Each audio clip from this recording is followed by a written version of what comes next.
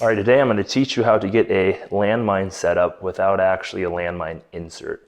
Landmine inserts these days are relatively cheap depending on which one you find. I even think they have some pretty cool tools from like AbMat where you just slide something onto your bar, and as long as you have some rubber matting, it should stay in place.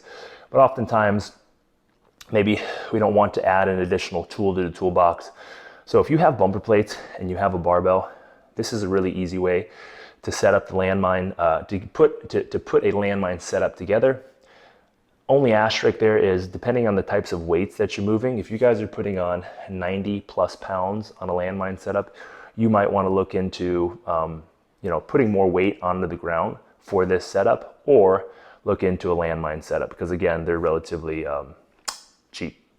So if you notice, I have a 35-pound plate and I have a 25-pound plate. At Behemoth Gym, we actually set this up with like a 15-pound and a 10-pound, or a 15 and a 25.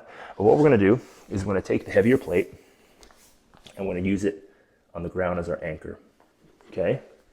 We're gonna then take the lighter plate, which is the 25 here, and we're just gonna edge it up on that heavier plate, okay?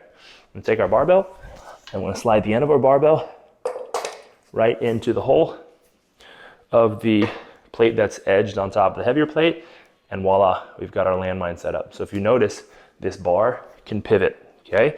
If I wanted to do something like landmine rotations, I'm good here, okay? And I have a decent amount of friction and force on the floor, weight on the floor, to where this is gonna be really hard for me to move this setup. So I can actually get pretty heavy here, okay? If I wanted to do some half kneeling landmine presses, I can do that. Okay, if I wanted to be a little bit more athletic and work on some hang to overhead, okay, I can do that. But you notice it's a really easy way to get a landmine set up with just the equipment that you have access to.